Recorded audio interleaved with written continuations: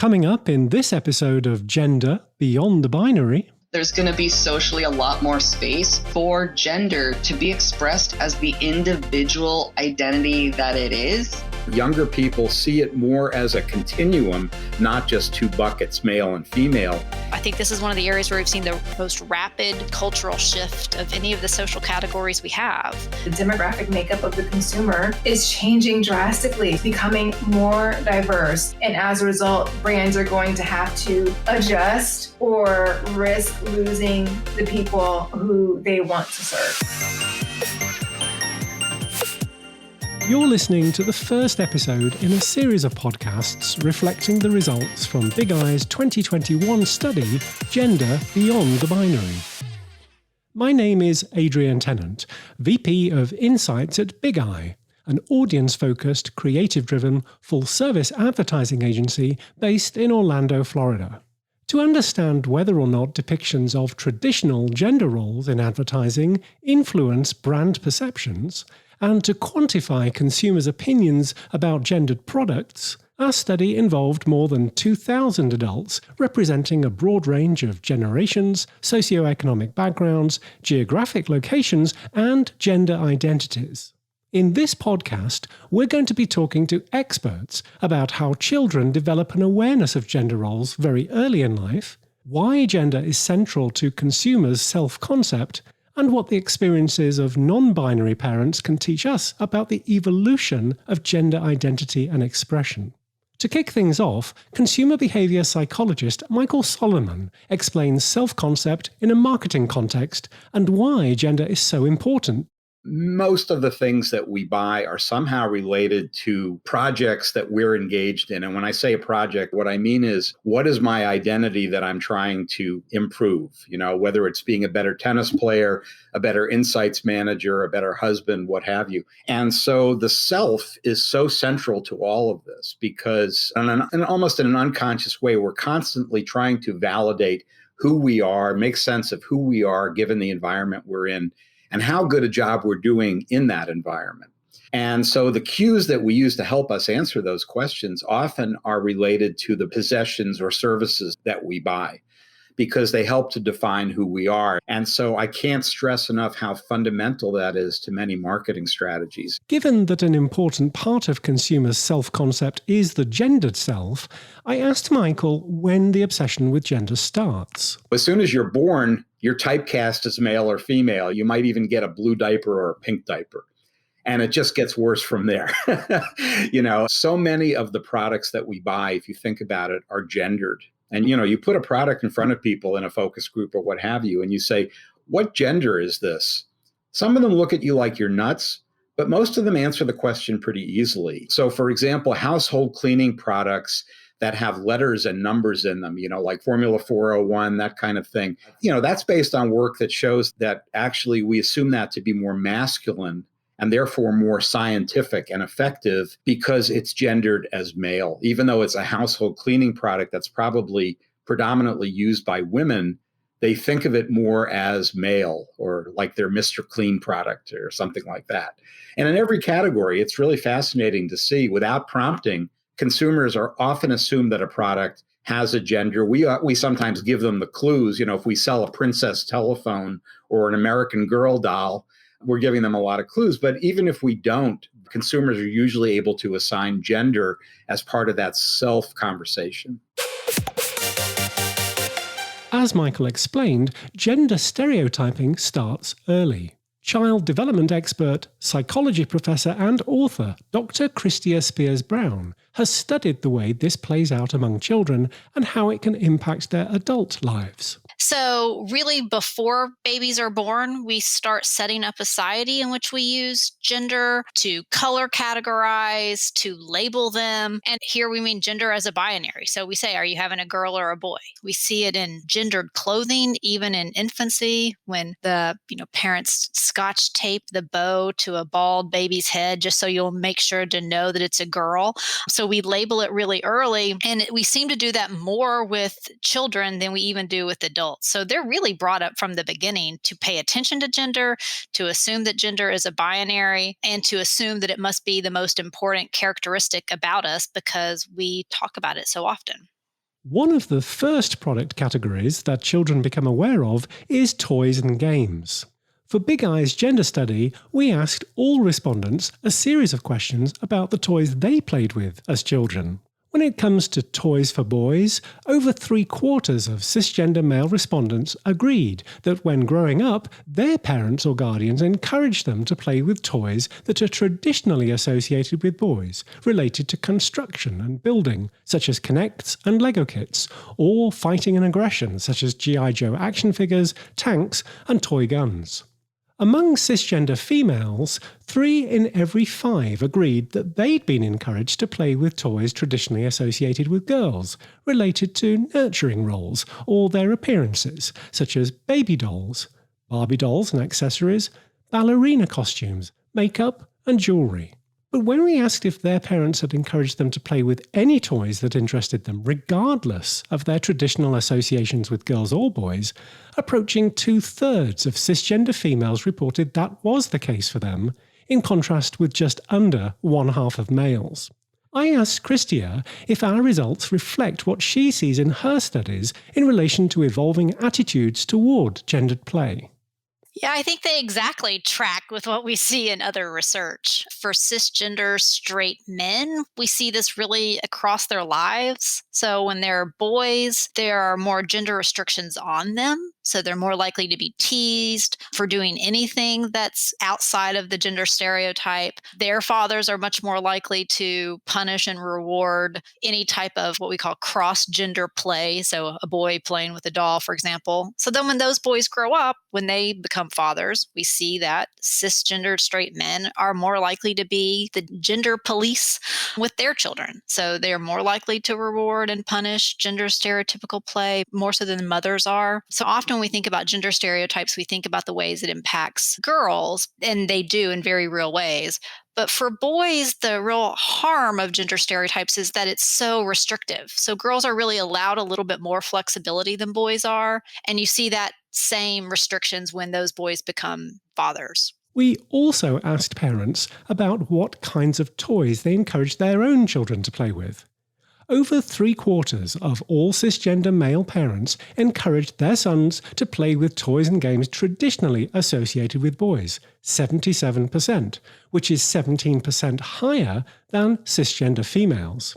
Significantly fewer LGBTQIA+ parents encouraged their sons to play with toys associated with boys, just 50%. Over 2/3 of all cisgender males encouraged their daughters to play with toys and games traditionally associated with girls, 71%. That's 15% higher than cisgender females. Interestingly, even fewer LGBTQIA+ parents encouraged their daughters to play with girl toys at just 42%. The most likely to encourage play with whichever toys or games interest their kids are LGBTQIA+ parents at 77%. I asked Christia why this might be the case. You see LGBTQ plus parents holding fewer gender stereotypes typically, and they seem to be more flexible with their kids. So giving kids more options to explore what their interests are. You see fewer gender biases when it comes to raising, when it comes to sharing household chores, in a lot of ways in which parenting practices play out along gendered lines. LGBTQ parents are much more egalitarian, and you can see that filtering down into their kids. For a unique perspective on what it means to reject the binary of male versus female, we spoke with Ari Dennis. I'm non-binary and I use they, them pronouns. I'm a consultant and educator, and I work in LGBTQ plus cultural competency. In 2018, I had my child Sparrow and started advocating and educating about gender creative parenting. I asked Ari how old they were when they first suspected that how they experienced gender was different from other people around them. Well, what's very interesting is that I was raised in an environment where my parents actually really embraced gender creativity. It was very much, in the 90s in their own way of it. But for example, I had a brother, and all growing up, he was very into Barbies and dress up and a lot of that stuff. And not only was it like he was allowed to do that, but it was very clearly laid out that we were not going to bully or tease about that, and that we were going to support if like peers ever did that. Like there was a lot of talking about it. And that was instilled in all of us from the beginning. So it actually took me a while to figure it out. I had my first awakening when I was a freshman in high school, when I said to my friends that, like, I literally said, I wish gender neutral was a thing, because if it was, I would be that. And it was during that time I also said, like, well, I know that I'm not a boy and I know I'm not a girl, so I guess I can't be trans. And this is because it was just the early 2000s. And even though I was out, in the LGBT community, what was kind of mainstream was not a genderqueer or non-binary identity. And it wasn't until 2013 when someone heard me talking just about how I thought about gender, and they were like, well, have you heard about non-binary? And from that moment, it was just a click. And I was like, oh, that is what I've been looking for. I asked Ari to think back to when they were a child and whether they identified with the toys that are traditionally associated with the sex they were assigned at birth. As a young child, I was both very gender typical and atypical in that I kind of wanted to have it all. I loved all of the typical girl stuff, horses, dolls, dress up. But at the same time, I was very physical, climbing trees, and I wanted to play, the kind of war games with the boys, and video games were a huge part of my life all the way like up into my teen years. So even though I was an artistic kid, and so my interests sometimes trended more feminine because the arts are coded that way socially, there was a lot of stuff that was very STEM based, computers, space, that sort of thing that also really interested me. And so all growing up, I just kind of wanted everything. A documentary released last year entitled Raising Baby Grey follows two parents raising their baby in a gender-neutral manner with the intention of allowing that child to choose their gender whenever the child feels inclined to do so. Grey's father is a trans man, and the suffering he experienced being treated as a girl while growing up led to his decision to parent this way. I asked Ari, who is bringing up their child Sparrow with a gender-creative approach to parenting, what their motivation was. Well, first I want to say that I love that documentary, and I know that family. They're part of our greater community, and they're super sweet.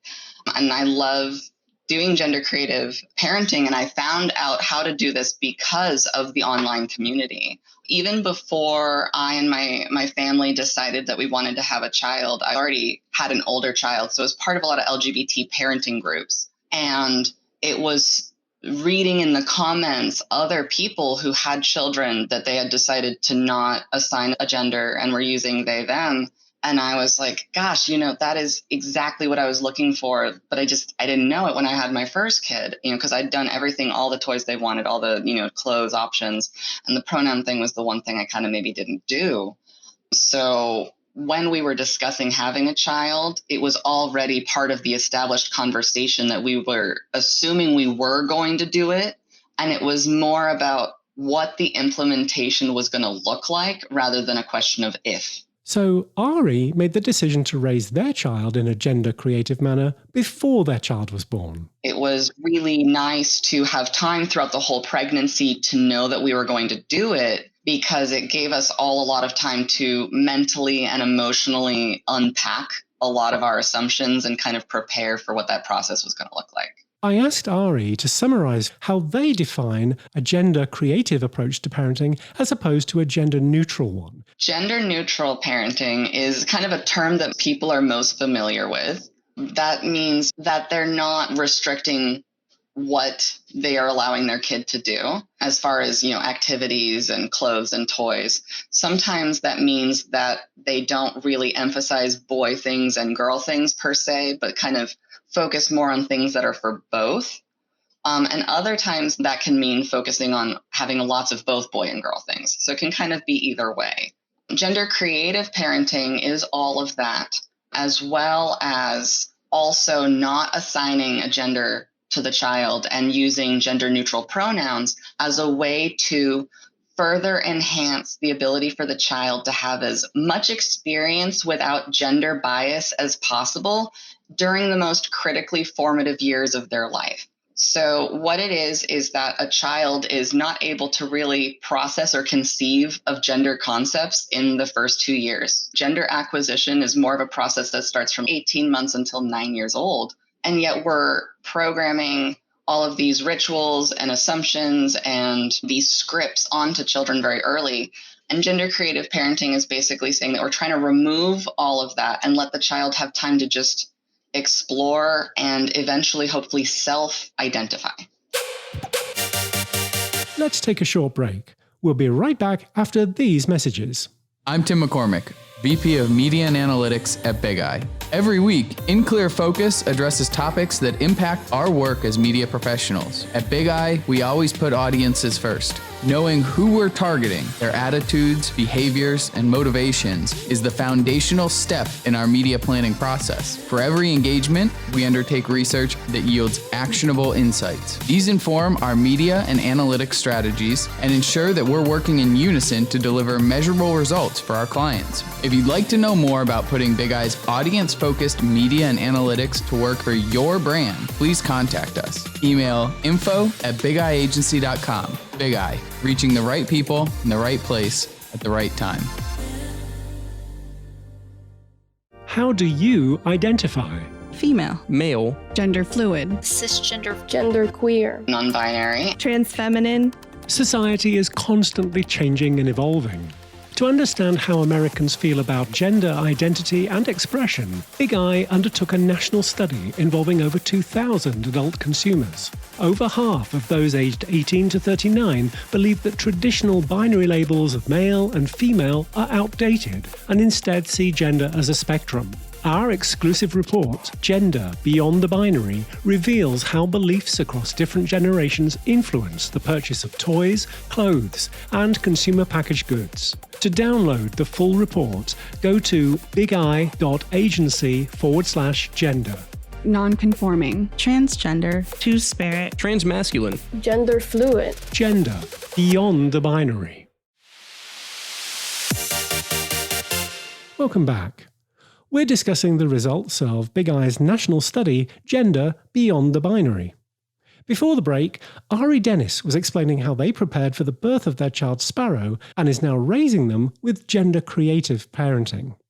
I asked Ari at what age they expect Sparrow to define their gender for themselves.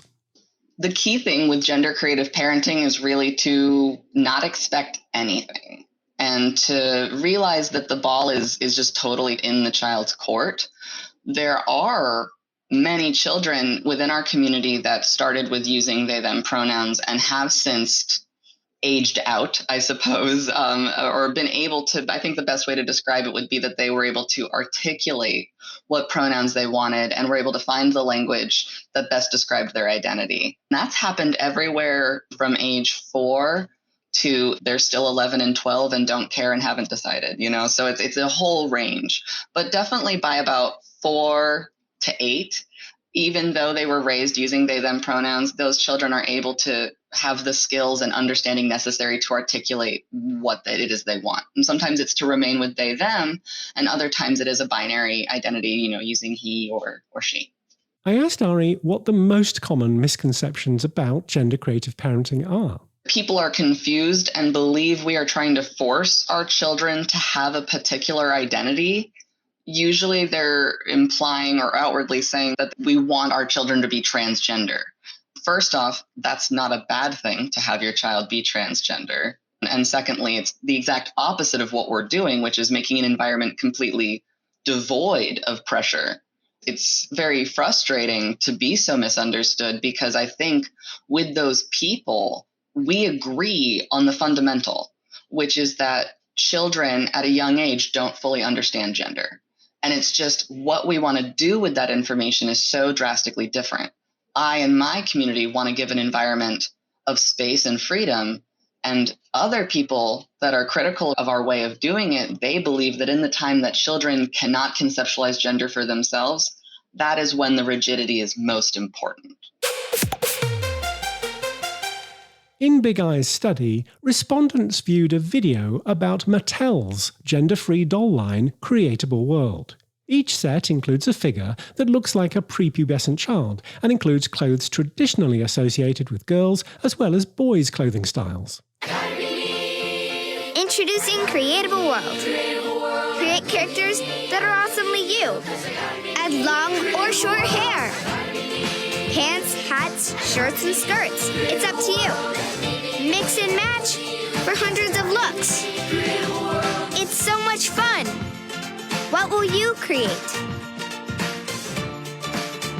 Creatable World dolls each sold separately. After watching the video, 60% of the parents in our study with kids aged under 18 said they would consider giving one to their child if it had been available to them. I asked Dr. Christia Spears Brown if she thought the toy industry is making progress on gender-free play options. I think definitely they are. I think there are more options available within the past 2 or 3 years than there were before. But I also think at the same time, and perhaps related to it, you're also seeing the toy industry leaning into even more gendered stereotypical toys kind of simultaneously. So you also see much more highly aggressive toys marketed to boys, highly sexualized toys marketed to girls. So I think what we're seeing in toys is very similar to our divided culture politically even is right now. You see this real division of a lot more gender-free options, more options that really celebrate gender diversity. And then you see some that are much more leaning into what I would argue are some of the worst gender stereotypes that we have about aggression and sexualization. So parents really are making choices as to which types of materials they want to provide to their kids. I asked Ari if they would have enjoyed a Creatable World figure if it had been available when they were a child. I would have immensely loved a Creatable World doll when I was growing up. And I know that my brother, who loved dolls along with me, would have as well.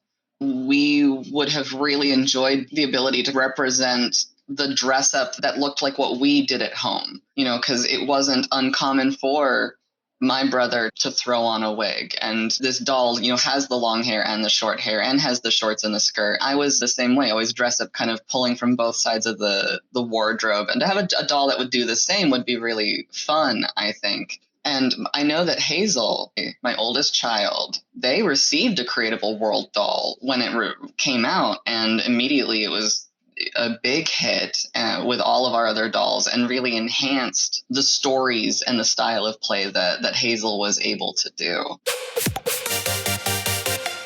Mattel's rival, Hasbro, caused some controversy a few weeks ago with its rollout of a renamed Mr. Potato Head product that no longer includes the Mr. The news of the gender-neutral toy initially won praise from organisations like GLAAD, the Gay and Lesbian Alliance Against Defamation, but derision from some conservative politicians who viewed it as an example of cancel culture. After the initial announcement, Hasbro appeared to backtrack, noting that Mr. and Mrs. Potato Head would remain, but be joined by a Create Your Potato Head Family gender-neutral kit. Sonia Thompson is CEO of Thompson Media Group, an expert in inclusive and multicultural marketing who is also the mother of a young child.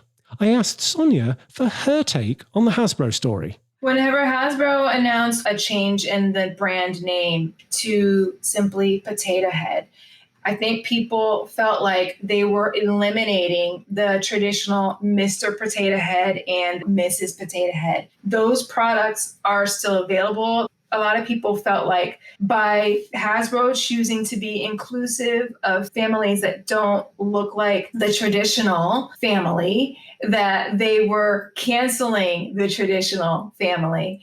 Hasbro, in fact, wasn't doing that. They're just giving people options to define what family looks like for them. In this one box set, right? So again, Mr. Potato Head is still available, Mrs. Potato Head is still available, but the idea is to let people choose what their own family structure ideal looks like. And data actually shows that less than half of kids in the US live in a traditional family home where there is a mom and a dad who are in a relationship. Instead of making people potentially feel like they don't belong or like something might be wrong with them if their family looks different from what is depicted in the box, they're just giving people the power to be able to create what their own family looks like. But I think sometimes people get a little nostalgic to the way things are. A lot of times people don't like change. And yes, Hasbro could have done a better job of explaining it, but I think that's where the backlash came from. I also asked Ari Dennis if Hasbro's apparent backtracking could ultimately harm its relationship with today's parents. I think that it's always kind of a problem when a company attempts to extend a brand to become more inclusive, and then they respond by backtracking and kind of pulling back those statements in response to the vocal minority. I don't think it ever really reflects well on the company, and I think it can make the original statement seem either confusing or even insincere. With the Hasbro situation, as with a lot of times with public outcry, a lot of it was people misunderstanding the original announcement and the original plans for the brand. And I think that a lot of the assumptions and emotional reactions that people had to it were based on just the knee-jerk reaction that people have to the idea of gender being removed from society. Another iconic American toy line is Barbie, manufactured by Mattel, which in 2019 was refreshed to include dolls with darker skin tones, textured hair, and a curvier body size, in addition to 2 dolls with disabilities, a wheelchair user and Barbie with a removable prosthetic leg. In 2021, we can't talk about gender and marginalized groups without considering intersectionality. Brands have traditionally stayed out of politics for fear of alienating sections of their customer base. But rather than shying away from social justice issues, Mattel has leaned in. Sonia Thompson explains how the Barbie brand is addressing systemic racism. Barbie has been doing a lot of videos. If you go to their social media, their YouTube, they have a lot of videos showcasing Barbie and her friends in different situations. And in one of those videos, they showcase Barbie and a black doll talking about and explaining in a very Barbie-like on-brand way systemic racism and how the way Barbie's friend who was black was treated was different from the way that Barbie was treated. And they brought it up in just a very conversational way, and they had a very real discussion about a heavy topic that was digestible for young kids to be able to understand and learn that unfortunately in our society, everyone aren't treated equal, and it is impacted sometimes by their skin color. And this is something that came out maybe a few months later after the murder of George Floyd last summer. And Barbie is just recognizing that consumers don't always compartmentalize what's happening in the world from their experiences with your brand or whenever they're using your brand. And they also recognize that they have a platform. And so going back to their mission, they recognize that there's an opportunity to use their platform to make a positive impact by raising awareness about an issue that impacts the different types of people who use their products. Our study showed that a significant percentage of millennial parents are supportive of gender-free early education, less stereotypical depictions of gender roles in children's books, and are more likely than previous generations to encourage their kids to play with toys regardless of their traditional gendered associations. Christia Spears Brown, in addition to being an expert on child development, is the mother of 2 daughters. I asked Christia what she did to avoid gender stereotypes as she raised her own children. They're still works in progress, so they're 16 and 10 right now. But what I can say is that I definitely I practiced what I preached about gender stereotypes. I pointed out gender stereotypes when I saw them so that the kids would become better at detecting them themselves. I Also talked a lot about how they could talk to their friends about having diverse preferences. So when one kid was getting made fun of for only liking superheroes, we role-played ways to talk to the kids that were saying negative comments to her so that she would feel more confident in going against those stereotypes.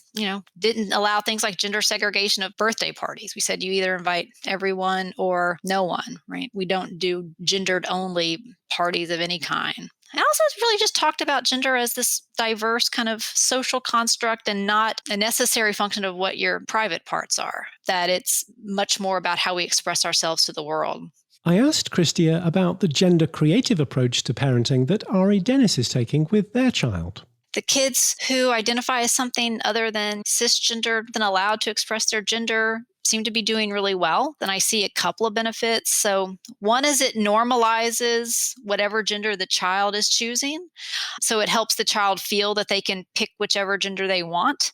And so we know that normalizing a range of expressions is always good. So there's never going to be a concern about whether that gender identity is supported or not. We know it also reduces the use of gender as a way to categorize, and we know that that causes stereotypes. So it's already going to be limiting the gender stereotypes kids are paying attention to. Previously, the concerns were really about peer teasing and rejection, because we know that kids in kindergarten are really big stereotype endorsers for the most part. But I think as this becomes more common, frankly, and as representation of people across the gender spectrum becomes more common, our attitudes are really shifting. And I think kids' attitudes are shifting. In his book, The New Chameleons: How to Connect with Consumers Who Defy Categorization, Michael Solomon writes about significant changes in opinions about gender, especially among younger consumers, going so far as to describe Gen Z as post-gender. I asked him to explain why. Younger people today are not seeing the boundaries that you and I might see, having grown up in an earlier time. When you look at the younger people, a majority of them agree that gender is not as important in defining a person as it used to be. So it's not to say that gender has gone away, but when I say that it's post-gender, what I mean is it's post-binary. It bodes well for issues of gender justice, racial justice, and so on. There seems to be a sea change for many of them in terms of how relevant this is, whereas for us, it's the first thing we might jump to. In our report, just over 1/2 of all respondents agreed that in a decade we'll associate gender with stereotypical personality traits, products and occupations much less than we do today. I asked Ari Dennis what kind of world they imagine their child will inhabit as they enter adulthood.